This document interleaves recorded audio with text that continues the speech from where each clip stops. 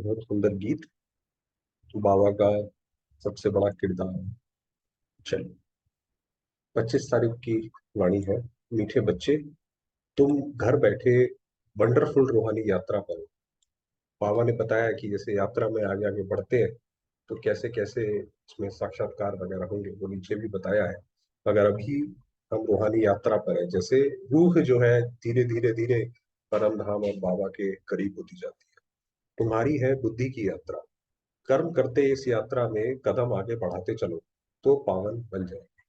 कोई भी कर्म करो और एक शिव बाबा को याद करते करते करते चलते चलो तो बन जाएंगे। अगर इसमें चल रहे हैं, एक बाबा का साथ है और कोई विचार नहीं है, तो पहुंच तो जाएंगे, ये तो कंफर्म है। प्रश्न है, इस ज्ञान मार्ग में पेचदार तथा महीन बातें कौन सी है? क्या है कि बाबा ये ज्ञान ऐसे सुनाते हैं कि वो बूढ़ी से बूढ़ी माताओं, जिन्होंने कुछ भी पढ़ा लिखा ना हो, उनको भी समझ आ जाए, और जो थोड़े पढ़े लिखे भाई बहन है उनको भी समझ आ जाए। तो कई बातें इसमें बड़ी महीन है, तो बाबा कह रहे हैं वो कौन सी महीन बातें हैं जो तुम बच्चे अभी सुनते हो, जो दुनिया को समझ ही नहीं आती। दुनिया तो उसको बिल्कुल उल्टा गलत तरीके से लेती है। जैसे कल की जो हम रात में सुन रहे थे, उसमें कैसे उन्होंने बताया कि विनाश जो है वो अच्छे के लिए। बताइए, दुनिया में तो विनाश को गलत मानते हैं, मृत्यु को गलत मानते हैं, और बाबा ने तो यहाँ आकर सारा परिभाषा ही चेंज कर दी। तो ऐसे ही पेचदार और महीन बातें कौन सी हैं? तुम जानते हो, हम अभी मेल अथवा फीमेल एक शिव परमात्मा की सजनिया आत्मा है। अब ये एक बहुत गहरी बात है कि मेल सजनिया कैसे हो गई बाबा की, और साजन है एक परमात्मा। फिर जिस्म के हिसाब से हम शिव बाबा के पुत्र और पुत्री हैं।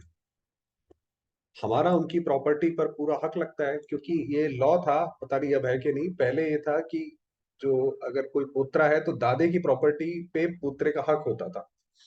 हम 21 जन्म के लिए सदा सुख की प्रॉपर्टी दादे से लेते हैं। ये है पेचदार बातें कि दादे पोत्रे भी हैं, साजन सजनिया भी हैं। तो ये क्या बात है? तो बाबा ने कहा ये पेचदार बातें, गीत है हमारे तीरथ न्यारे हैं। ओम शांति। जिस्मानी यात्रा और रूहानी यात्रा पर ये गीत बनाया है, ये तीरथ का। भक्ति मार्ग वालों ने जो पास्ट में हो गया है उसका गायन करते हैं। ये शुरुआत से चला आता है। आप देखिए, द्वापर में जब हम दुखी हुए तो सबसे पहले हमने शिव बाबा को याद करा, क्योंकि पास्ट में उनसे सुख मिला था। फिर उनसे नहीं भक्ति पहुंची तो फिर देवताओं को करा। तो पास्ट का हमेशा गायन करते हैं। जो भी मनुष्य मात्र हैं उन सभी को जिस्मानी यात्रा का तो पता है, जिस्मानी यात्रा पे तो जाते हैं। देखते हैं जन्म जन्मांतर से चक्र लगाते आए हैं। उन्हों की बुद्धि में बद्रीनाथ श्रीनाथ आदि ही याद रहता है। तुम बच्चों को भी ये जिस्मानी यात्रा आदि याद थी, पहले हमें भी थी और अभी भी याद है। तुमने यात्राएं जन्म जन्मांतर की, हमने जितनी भक्ति की है, जितनी यात्राएं की है, बाकी और आत्माओं ने उतनी नहीं की है। अब तुम बच्चों की बुद्धि में रूहानी यात्रा का ज्ञान है। मनुष्यों का बुद्धि योग है स्थूल जिस्मानी यात्रा तरफ। उनको लगता है भाई जिस्मानी यात्रा करेंगे तो भगवान मिलेगा। और तुम्हारा बुद्धि योग है रूहानी यात्रा। और हमें रहता है कि हम रूह को अपनी जितनी बाबा के समीप ले जाएं। रात दिन का फर्क है दोनों में। अभी तुम रूहानी यात्रा तरफ कदम बढ़ा रहे हो। ये वंडरफुल यात्रा घर बैठे करते हो। अब ये वंडरफुल भी है क्योंकि यात्रा में तो कहीं जाना पड़ता है, इसमें कहीं जाना नहीं है, घर पे ही रहो, घर पे ही रहते हैं। कोई समझ सकेंगे इस यात्रा को? जब धंधे दोरे आदि में लग जाते हैं तो इतनी याद नहीं रहती है, परंतु जब विचार सागर मंथन करने बैठेंगे तो अच्छी रीति याद आएगी। हम यात्रा पर हैं, जब बाबा की नॉलेज आप मंथन करने लगो, वो इतनी गहरी है जिसका कोई पारावार ही नहीं है। उसके अंदर गहराई परते परते दर परत निकलती चली जाती है। नॉलेज बड़ी सहज है, बच्चे समझते भी हैं बरोबर। पतित पावन बाप क्या करते होंगे, पावन बनाने लिए जरूर यात्रा होगी। वह है स्वीट निर्वाण धाम, जिसको सभी भक्त याद करते हैं। तो बाबा को भी याद करते हैं और घर को भी याद करते हैं। जैसे कोई व्यक्ति बहुत थक जाए तो उसको उससे कोई पूछे भाई अब क्या करना चाहते हो, वो बोलेगा भाई अब घर जाना चाहते हैं। तो उसी तरीके से जब आत्माएं थक जाती हैं तो वो भगवान से ज्यादा घर को याद करती है। वो कहती है भाई अब हम घर जाना चाहते हैं। तो बाबा ने कहा निर्वाण धाम ये किसको मालूम नहीं है कि भगवान को हमारे पास आना है व हमको भगवान के पास जाना है। सबसे बड़ा क्वेश्चन तो ये है विधि विधान का, कि हमें जाना है कि उसने आना है। समझते हैं हमारा गुरु अथवा हमारा बड़ा निर्वाण धाम अथवा अपने निराकारी वतन चला गया। अच्छा, फिर वहां क्या किया? पहले ये मानते थे जो साधु सन्यासी या बड़े बड़े गुरु होते थे कि हमारा जो गुरु है वो निर्वाण धाम चला गया, फिर जब हम जाएंगे तो वो हमारे धर्मराज के सामने हमारी सजाएं कम करा देगा। ये मानते थे। तो वो बाबा जो है कॉन्टेक्स्ट दे रहे हैं। कैसा फिर वहां क्या किया, जाकर बैठ गया, क्या हुआ वह कुछ भी पता नहीं। मतलब वहां पे अब वो धर्मराज के गेट पर ही बैठे हुए हैं, और कोई कोई जैसे यहाँ से शरीर छोड़ के जाते जाते हैं और वो सबकी सजाएं माफ कराते जाते हैं। तो बस यही काम कर रहे हैं। सिर्फ कह देते हैं पार निर्वाण गया, ज्योति ज्योत समाया। अच्छा, फिर कह देते हैं कि वो तो ज्योति ज्योत समा गए। ज्योति ज्योत समाने का मतलब होगा कि उनका अस्तित्व खत्म हो गया। अब अस्तित्व ही खत्म हो गया तो फिर हमें धर्मराज में कौन बचाएगा फिर हमें। तो लहर सागर में समा गई। कुछ भी पता नहीं है कि ये सृष्टि का चक्र कैसे फिरता है। तो ये कलयुगी आप देखेंगे जो मनुष्य हैं उनकी खास बात ये है कि जैसे जैसे सृष्टि गिरती चली जाती है, वो व्यक्ति अपनी बुद्धि लगाना बिल्कुल बंद कर देता है। जिसने जो जैसा कहा बस उसी के पीछे वो जैसे भेड़ बकरी की तरह चलना शुरू कर देते हैं। भेड़ चाल जिसको बोलते हैं। अब बाप समझाते हैं ये रूहानी यात्रा एक ही बार होती है इस अंतिम जन्म में। रूहानी यात्रा अथवा आत्माओं की यात्रा कहें। पहले पहले तो बच्चों को ये निश्चय हुआ कि हम आत्मा है।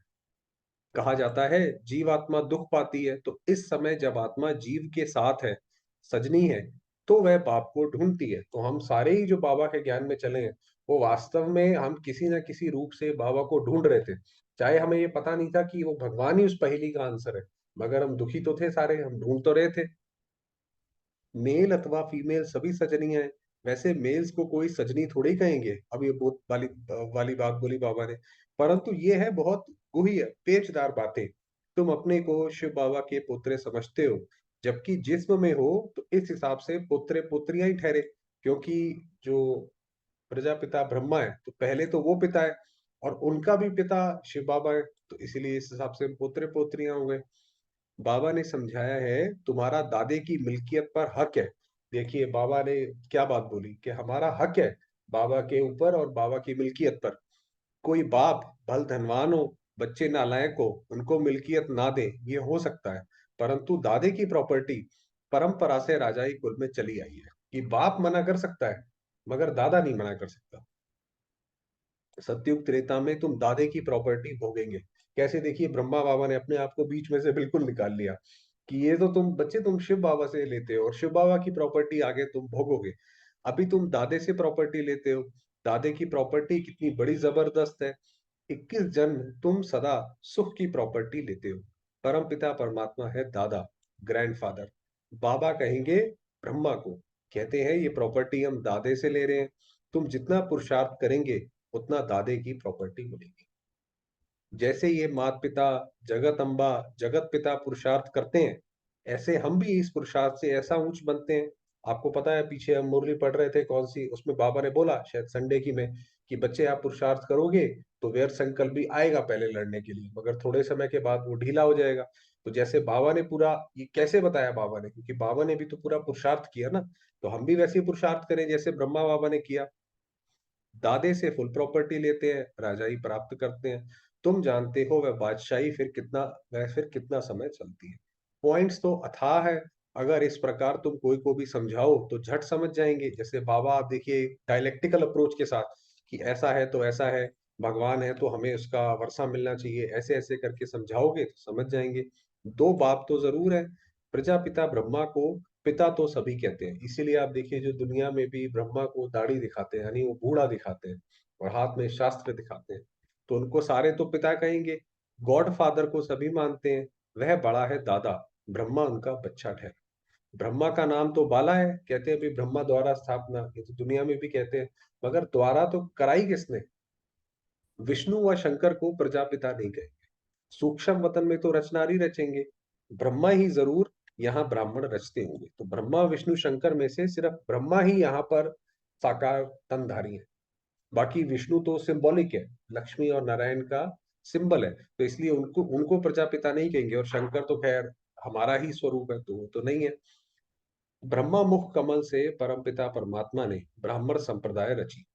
जैसे कहेंगे क्राइस्ट ने क्रिश्चियन संप्रदाय रची, इस्लाम ने इब्राहिम ने इस्लाम संप्रदाय रची, नाम आता है ना। शंकराचार्य ने भी रचना रची। हर एक झाड़ में टाल टालियां तो होती हैं। माना जब ये वृक्ष, ये कल्प वृक्ष जब बड़ा होता है तो उसके तने में है देवी देवता, और फिर जब अलग कोई एक शाखा निकलती है तो उस शाखा का जो स्वामी है, जैसे कि शंकराचार्य जो है संन्यास धर्म का स्वामी है उस शाखा का, तो फिर वो आगे आगे उस शाखा को बढ़ाता है, तो ऐसे ऐसे करके वो पेड़ बढ़ता चला जाता है। ये है बेहद का झाड़।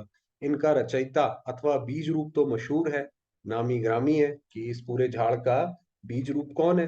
फाउंडेशन ऊपर में है, बीज है ऊपर। तो ये जो कल्प वृक्ष है, इसको उल्टा इसीलिए कहते हैं क्योंकि शिव बाबा तो सबसे ऊंच हस्ती है, उनको हम नीचे नहीं दिखा सकते, तो इसलिए उनको ऊपर दिखाते हैं। बाकी टाल टालियां अभी यहाँ ही, ये सारे मनुष्यों की रची हुई रचना है। ये ब्रह्मा कुमारी संस्था बीज रूप बाबा ने बाप ने स्वयं रची है, जो बीज रूप परमपिता परमात्मा ऊपर में रहते हैं। ऐसे नहीं सभी टाल टालियों का बीज रूप ऊपर में है। ऐसा नहीं है कि शिव बाबा ऊपर है तो सारे पेड़ का जो बीज है वो ऊपर होता है, ये बात नहीं है। ये बड़ी महीन बातें हैं। इसीलिए आप देखेंगे जो हिंदू धर्म में खासकर इतनी चीजें दिखाई हैं कि इतने सारे देवता, उनके हाथ में अलंकार, ये वो, हर एक का मतलब है। मगर जब मनुष्य को मतलब नहीं पता पड़ता तो वो अर्थ का अनर्थ कर देता है, उसने कुछ और ही बातें निकाल लेते हैं। परम पिता परमात्मा को हमेशा ऊपर में याद किया जाता है, क्राइस्ट को ऊपर में याद नहीं करेंगे। परम पिता परमात्मा का नाम, रूप, देश काल तो एक ही है। ऐसा नहीं है कि लोग कहते हैं भाई भगवान को कैसे भी मान लो, वो कहते हैं भाई सारे रास्ते उसी की तरफ जाते हैं, ऐसे थोड़ी है। हर एक के रास्ते कितने, हर एक धर्म के रास्ते कितने भिन्न भिन्न है, तो वो कैसे जाते हैं। तो वास्तव में उसका नाम रूप देश काल तो एक ही है, सत्य एक ही है, वह कभी बदलता नहीं है। तो ये बाप बैठ अच्छी रीति समझाते हैं। तुम बच्चे जानते हो हम अब पतित से पावन बन रहे हैं। सदैव एक रस नहीं रहते हैं, क्योंकि माया के अभी तो हम युद्ध में है, हम फिर खड़े होते हैं, फिर माया दूसरे तरीके से वार करती है। पहले 16 कला संपूर्ण होते हैं, फिर 14 कला, फिर कलाएं कम होती जाती हैं, धीरे धीरे धीरे जब हम आते हैं कलाएं कम होती हैं। सतयुग के बाद फिर हम नीचे आते रहते हैं। इस समय हम बिल्कुल ऊपर जाते हैं। ये हुआ ऊपर जाने का रास्ता। अभी हम जैसे लिफ्ट से ऊपर जा रहे हैं, कोई बहुत बड़ी बिल्डिंग हो, 30-40 फ्लोर हो, लिफ्ट से आप ऊपर चले जाओ, फिर धीरे धीरे नीचे आते रहो, तो ये वाला कार्यक्रम चलता रहता है। वह हुआ नीचे आने का रास्ता। इनकी महिमा बहुत भारी है, पतित पावन एक है, क्योंकि ये ब्रह्मा बाबा अभी इसमें है। तो आप देखेंगे हर थोड़ी देर बाद जो है ब्रह्मा बाबा शिव बाबा की महिमा करने लग जाते हैं कि बच्चे, महिमा तो उनकी भारी है। तो देखिए पहले बता रहे सृष्टि चक्र, फिर बीच में बोला कि नहीं उनकी महिमा बहुत भारी है। पतित पावन एक है, याद भी सभी एक को करते हैं, परंतु पूरा नहीं जानने के कारण देहधारियों को याद कर लेते, जब भगवान को समझ नहीं पाते कि निराकार भगवान कौन है। तो याद करने के लिए कोई मूर्ति, कोई देह तो चाहिए, तो फिर देहधारियों की तरफ जाती है। क्योंकि इस बात में भूले हुए हैं कि पतित पावन कौन है, जरूर एक को कहना पड़े। तो जब ये सब सब कुछ एक एक एक पे आ जाएगा, एक राजा, एक धर्म, तो फिर वास्तव में सतयुग स्थापन होगा। सतयुग का मतलब ही है सत्य, मतलब एक, वहां पे मल्टीपल वर्जन्स नहीं रहते हैं किसी बात के, सिवाय तुम बच्चों के और कोई की बुद्धि में आ नहीं सकता। तुम्हारे में भी नंबरवार है। अब तुम समझते हो हम दादे के पोत्रे हैं और बाबा के घर में बैठे हैं। यहाँ दादा भी मौजूद है, यहाँ हम जब बैठे हैं तो हमारे सामने स्वयं बाबा भी हैं। दोनों अवतार भी जरूर यहाँ ही लेगा ना। तुम कहेंगे यहाँ हमारा दादा हमको पढ़ाते हैं, वह परम धाम से आते हैं। वह हमारा दादा है रूहानी, और सब जिस्मानी दादे होते हैं। हमारा जो दादा है वो स्वयं निराकार शिव बाबा है, एक ओंकार, जो पूरी उसकी महिमा आती है सिख धर्म में। तो दादा कहते हैं खुशी में एकदम उछल पड़ना चाहिए, तो एकदम हमारे अंदर खुशी हो कि हमारा, हम किसके साथ बैठे हैं। भल राजे रजवाड़े बहुत साहूकार है, परंतु वह दादा हमको क्या देते हैं। पहले बाबा कहते थे, ये सवाल पूछते थे बाबा कि आपको अगर इंग्लैंड की रानी बोले या कोई राजा रानी बोले कि हमारी गोद में आ जाओ और बाबा की गोद छोड़ दो, तो बाबा कहते थे आप क्या करोगे। पहले दादियां भी छोटे थे तब बाबा ऐसे करके सवाल पूछते थे कि आप वहां जाओगे, वहां पे तो सब मिलेगा खाने पीने को अच्छा। तो वो हमको क्या देते हैं, स्वर्ग की बादशाही। ये बातें अभी तुम समझते हो। सतयुग में फिर ये बातें भूल जाती हैं। वहां इन लक्ष्मी नारायण आदि को भी पता थोड़ी रहता है कि स्वर्ग के सुख हमको किसने दिए। अब ये देखिए ये ड्रामा की कितनी पेचीदगी है कि देवता जब है, जब संपूर्ण सुख है, तो वो संपूर्ण सुख है ही तब जबकि ज्ञान पूरा नहीं है, जबकि ज्ञान दुख का ज्ञान नहीं है, तो संपूर्ण सुख है। अब आगे और गहरी बात है, अगर ये समझें तो फिर ये भी समझे कि इनसे पहले हम कौन थे। अगर ये समझे कि हमें शिव बाबा से ये वर्षा मिला है, अच्छा शिव बाबा से मिला तो यानी एक समय ऐसा भी था कि जब हमारे पास वो वर्षा नहीं था, इसका मतलब हम दुखी थे, तो वो तो पूरी ज्ञान तो पूरा एक एक ही धागे में बंधा हुआ है माला की तरह, तो वो तो खुलता चला जाएगा पूरा। तो फिर उनको पता पड़ जाएगा कि हमसे पहले ऐसा भी था। तो बड़ी वंडरफुल बातें हैं। लक्ष्मी नारायण को ये पता नहीं रहता कि ये राजधानी हमको किसने दी, सिवाय तुम ब्राह्मणों के और कोई नहीं जानते। इसीलिए इस ड्रामा में, ये ड्रामा का रूल है कि एक समय में जो हर एक पार्ट है वो फोकस में, जैसे लाइमलाइट में आता है। जो देवता है उनके अंदर अपनी कमी है, मगर उनके अपने फायदे भी है। ऐसे ही ब्राह्मण है, उनको देवताई सुख प्राप्त नहीं है, मगर ये वाला ज्ञान प्राप्त है। तुम्हारा देवताओं से भी मर्तबा ऊंचा है, इसीलिए बाबा ने कहा कि अभी तुम्हारा देवताओं से भी ऊंचा मर्तबा है। यहाँ तुमको दादे से प्रॉपर्टी मिलती है। ये है इस ड्रामा की खास बात, कि एक समय पे जो है एक फोकस है, और वो फोकस जिसपे है उस वक्त उसी की महिमा है। अभी जैसे हमारे ब्राह्मण धर्म की महिमा है, तुम जानते हो बरोबर, ये ब्रह्मा बाप है, इनके तन में दादा आते हैं, नहीं तो पतितों को पावन कैसे आए, पतितों को पावन बनाने कैसे आए। सभी आत्माएं ऊपर से नीचे आती हैं शरीर धारण करते। अब बाबा बता रहे कि पतित पावन कैसे आता है, उससे पहले का पार्ट ये है कि सारी आत्माएं एक एक करके नीचे आती हैं। उनको अपना शरीर है नहीं शिव बाबा को। ये सभी बातें तुम बच्चों की बुद्धि में है। उनको कहा ही जाता है परमात्मा। इसका मतलब ये नहीं है कि परमात्मा कोई बड़ा है, आत्मा छोटी है। अब बाबा ने आगे बताया कि जो गीता में बहुत महिमा है, गीता में भगवान की, कि हाथियों में ऐरावत हूँ, पर्वतों में हिमालय हूँ, ऐसे करके भगवान की महिमा है। तो बाबा ने कहा मगर ऐसी कोई बात नहीं है, परमात्मा कोई बड़ा छोटा नहीं है। परमात्मा और आत्मा में कोई फर्क नहीं है। ऐसे नहीं परमात्मा कोई छोटा बड़ा होगा। बाप कहते हैं मैं कितना साधारण हूँ। देखिए जब शिव बाबा नीचे आते हैं तो उनकी मुरली हम सुनते हैं, कैसे बाबा कहते हैं कि बाप बच्चे, बाबा तो कुछ अकेला कर भी नहीं सकता। तो हमारे सामने तो कितना साधारण बन जाते हैं बाबा। मेरी महिमा बहुत बड़ी है, क्योंकि सभी को आकर पतित से पावन बना। बाबा ने कहा मेरी महिमा बहुत बड़ी है, हूं मैं भी आत्मा, मेरे में जो नॉलेज है मैं तुमको देता हूँ। ऐसे नहीं आत्मा कोई छोटी बड़ी होती है, ऐसा नहीं है कि शिव बाबा की आत्मा कोई ज्यादा बड़ी है। आत्मा में नॉलेज ना होने के कारण वह मैली हो जाती है। तो जब ये नॉलेज नहीं होती तब आत्मा अपने अपने जो है अलग अलग एप्रीहेंशंस और वो बनाने लगती है, मुरझा जाती है, दीवा बुझ जाता है। जब आत्मा को ज्ञान का मिस हो गया, ज्ञान कोई पॉइंट मिस हो गया, जितना जितना मिस होता जाता है उतना उतना उसके अंदर दुख बीमारियां बढ़ती चली जाती हैं। फिर उसमें ज्ञान ग्रत पड़ने से दीवा जगता है। फिर जब हमें ज्ञान मिला कि हम कौन सी आत्मा है, हम तो वैसे ही मास्टर सर्वशक्तिवान है, तो फिर हमारा दीवा जग जाता है। बाकी आत्मा क्या है, ऐसे नहीं कोई आग है। क्योंकि पहले जब ज्ञान सुनाया बाबा ने, तो पहले ये बोलते थे आत्मा ज्योति है और आत्मा अंगुष्ठे मिसल है। तो जगदीश भाई बाबा के पास गए कि बाबा ये अंगूठे मिसल जो है, ये बात कहते हैं छोटे बच्चे का अंगूठा अलग है, बड़े का अंगूठा अलग है, इसका मतलब आत्मा बड़ी छोटी होती है। तो फिर बाबा ने क्लियर किया कि बच्चे आपने सही बोला, वह ज्योतिर्विद। तो आत्मा कोई आग नहीं है, आत्मा ऐसे ही शीतल है जैसे परमात्मा शीतल है। वह है सभी को शीतल करने वाला शिव बाबा जो है।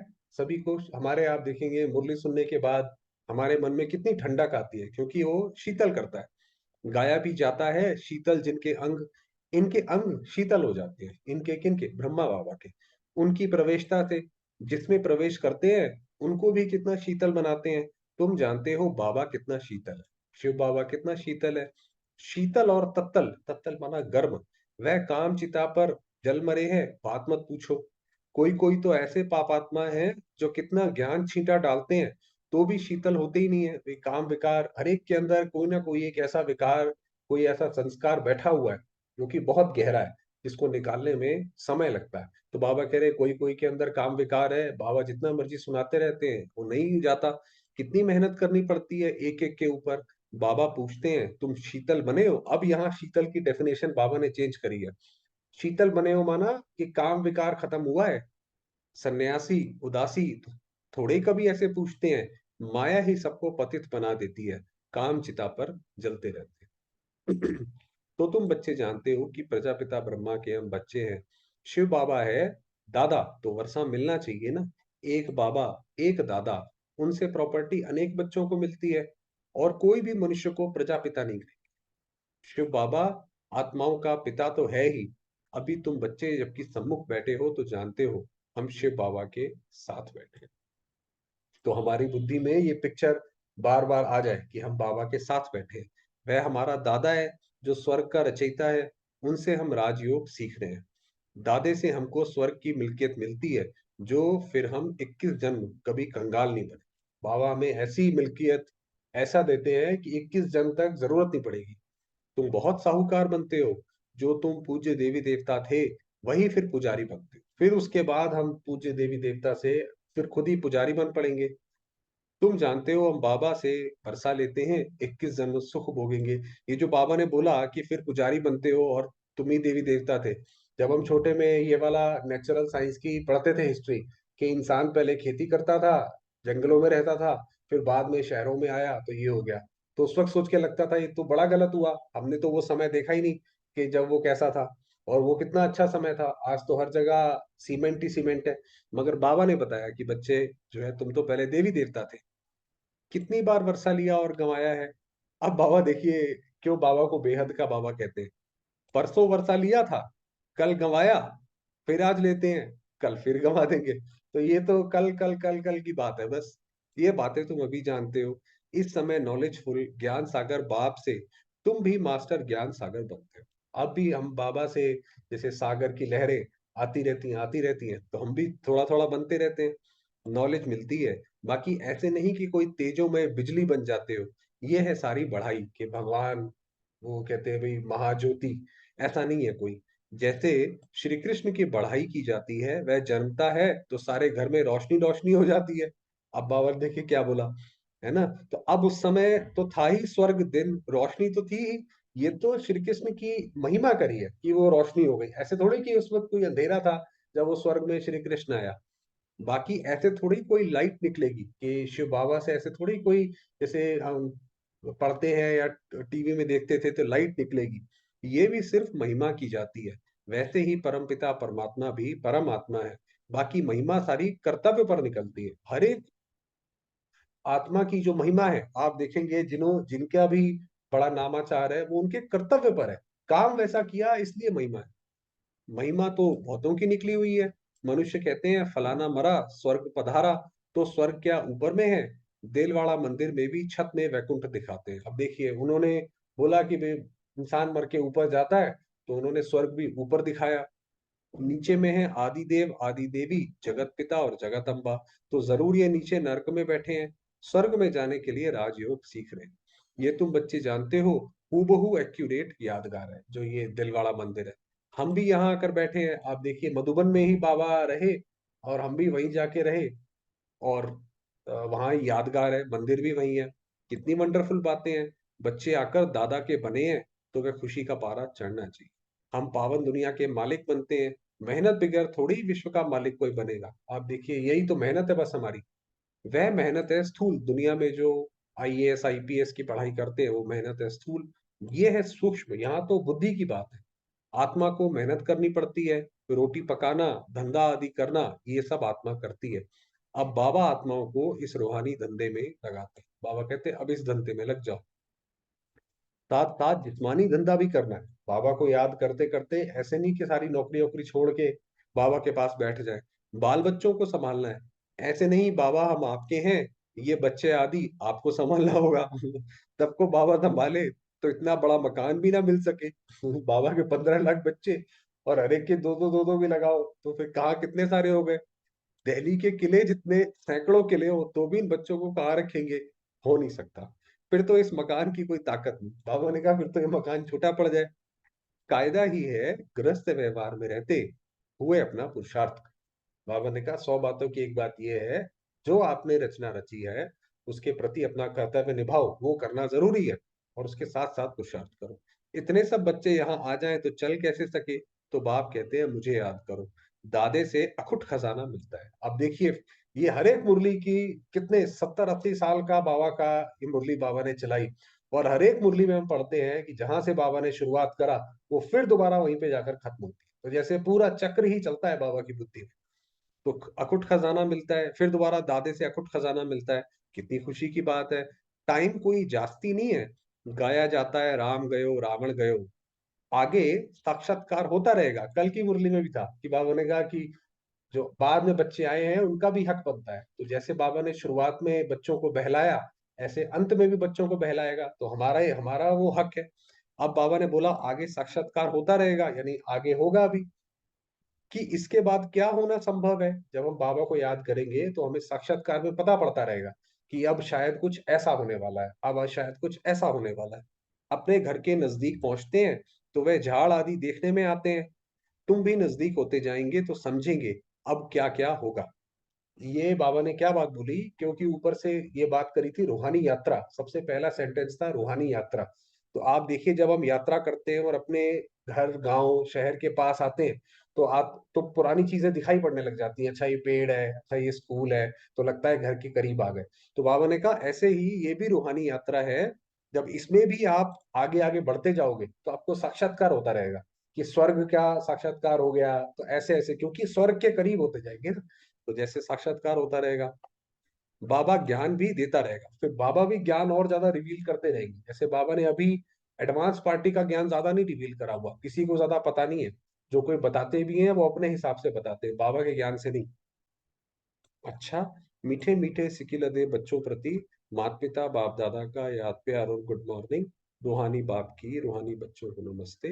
हम रूहानी बच्चों की रूहानी बाबा को याद प्यार नमस्ते। धारणा के लिए मुख्य सार है, बाप समान शीतल बन, ज्ञान छींटा डाल, मनुष्य आत्माओं को भी शीतल बनाने की सेवा कर। दादे की मिल्कियत को याद कर अपार खुशी में रहना। आपकी स्वर्ग कैसा था वास्तव में आप जितना सोचेंगे तो आपको और अलग अलग अलग अलग अनुभव होंगे। रूहानी धंधा कर, विश्व की बादशाही दे दी। वरदान दिया, समीप संबंध और सर्व प्राप्ति। तो ये दो चीजें जब होंगी तभी हमें ज्ञान में चलने में आनंद आएगा और अनुभव भी होंगे अच्छे। एक बाबा से संबंध और सर्व प्राप्ति द्वारा सहज योगी बनने वाले सर्व सिद्धि स्वरूप भाव। तो फिर सहज योगी हो जाएंगे जब प्राप्ति भी हो रही है, संबंध भी बाबा से है। जो बच्चे सदा समीप संबंध में रहते हैं और सर्व प्राप्तियों का अनुभव करते हैं। समीप संबंध में कब आएंगे, जब धारणा हमारे संस्कार और बाबा से जितने ज्यादा मिलते होंगे उतने ही समीप संबंध में आएंगे। देखिए दो लोग भी जब अपनी दोस्ती करते हैं तो वो किसी भी जब संबंध में आते हैं वो तभी आते हैं जब दोनों के संस्कार एक जैसे होते हैं। अगर संस्कार एक के पूरब है एक के पश्चिम है तो फिर वो कैसे आएंगे। तो समीप संबंध और सर्व प्राप्तियां, तो जो बाबा मुरली में हमें बताते हैं प्रैक्टिस, उसकी प्राप्ति हमें प्राप्त होती रहे, तो उन्हें सहज योग का अनुभव होता है। उनको फिर उनका योग फिर लगा ही रहता है। जैसे वे सदा ही ये अनुभव करते, यही अनुभव करते कि मैं हूं ही बाप का, कि मैं और कहीं कहाँ जाऊंगा, हूं ही बाप का। उन्हें याद दिलाना नहीं पड़ता कि मैं आत्मा हूं, मैं बाप का बच्चा हूं, लेकिन सदा इसी नशे में प्राप्ति स्वरूप अनुभव करते। उनको तो जैसे लगातार प्राप्ति हो ही रही है। जैसे वो मंदिर में शिव के ऊपर वो एक एक बूंद गिरती रहती है, वो तो खैर याद का प्रतीक है। मगर ऐसे ही आप उसमें आपको लगातार हर सेकेंड हर कुछ ना कुछ अनुभव होता ही रहेगा नया नया। सदा श्रेष्ठ उमंग उत्साह और खुशी में एक रस रहते। उनकी खुशी ऐसे नहीं कि आज ऊपर कल नीचे, वो ये लगातार बनी रहेगी। लगातार सदा शक्तिशाली स्थिति में रहते, इसलिए सर्व सिद्धि स्वरूप बन जाते हैं। तो वो शक्तिशाली में रहते हैं तो जो सिद्धि उन्हें प्राप्त हो जाती है, जैसे मान लीजिए जो सोचा वो हुआ तो ये एक सिद्धि है। तो ऐसे करके वो सिद्धि स्वरूप बन जाते हैं। स्लोगन दिया, रूहानी शान में रहने वाले, जो अपनी रूहानी शान में रहते हैं, मैं कौन सी आत्मा हूं, कभी हद के मान शान में नहीं आ सकते। हद का मान शान होता है ना कि देखिए मेरी तो इतने लोगों से जान पहचान है, मैं कितना सुंदर हूँ, है ना, मेरे पास तो धन धान्य बहुत है, कभी भी जरूरत पड़े कहीं पे भी यूज कर सकते हैं। ये है हद का मान शान। और रूहानी मान शान जो शिव बाबा हमें सोमान देता, तो उसमें रहो तो हद के मान शान की आपको जरूरत ही नहीं पड़ेगी। ये बताया। चलिए समय हुआ है बाबा को। आज का हमारा सोमान है जीवन मुक्ति। तो जैसे विष्णु की दिखाते हैं, श्री विष्णु बैठे हैं और क्षीर सागर में आराम से बैठे हैं, वैसी ही कुछ स्थिति का अनुभव करने का ट्राई करें।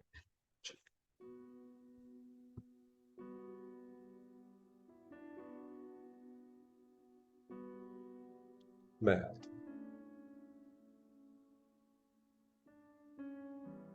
ज्योतिर्बिंद,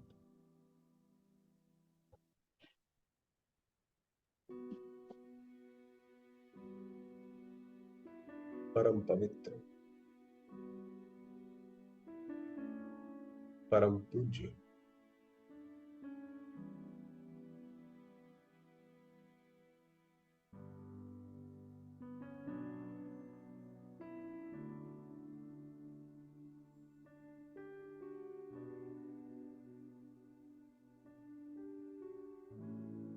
मुझे आत्मा के कण कण में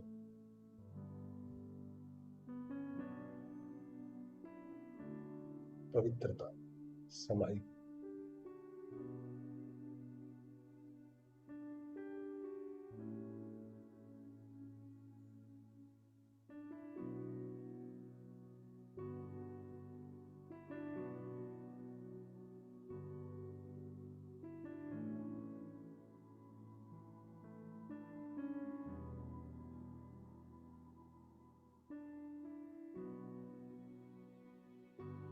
मैं आत्मा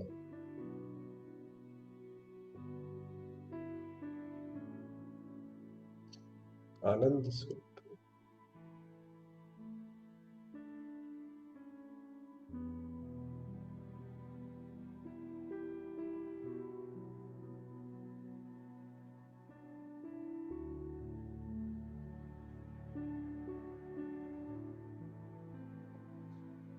आनंद के सागर शिव बाबा,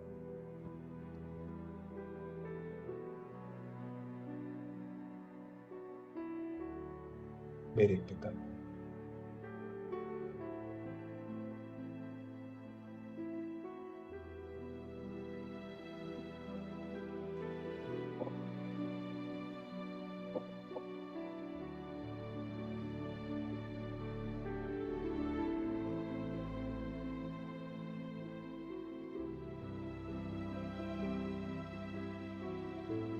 की ममता, उनका सानिध्य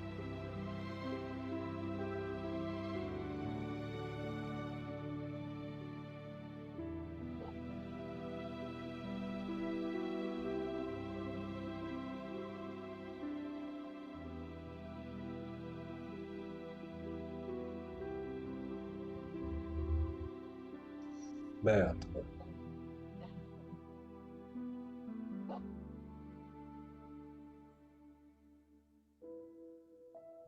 इस स्नेह संसार में समाई।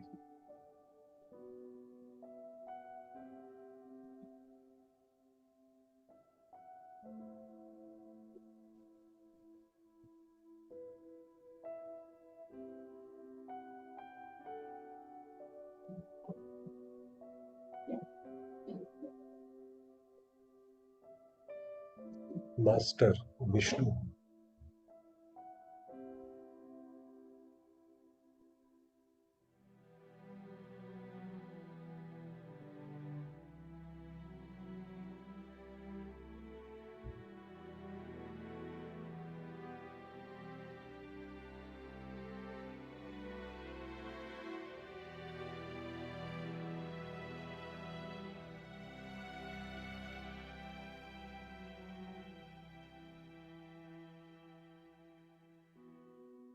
स्वयं साक्षात शिव,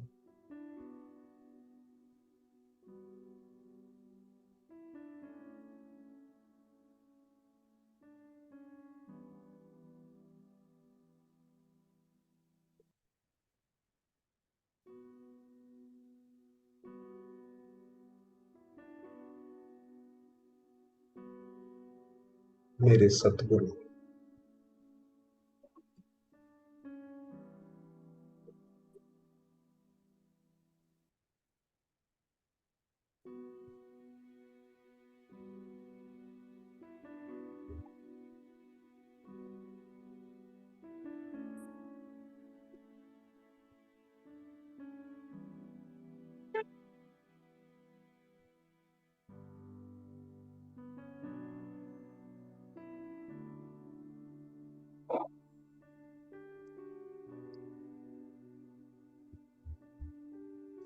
मैं आत्मा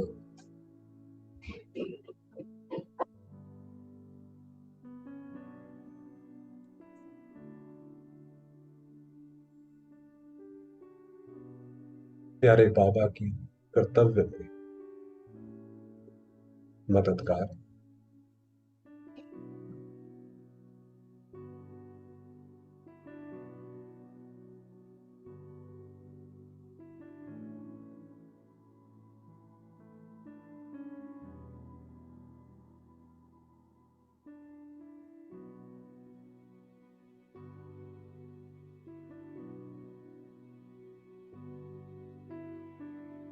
हम्म,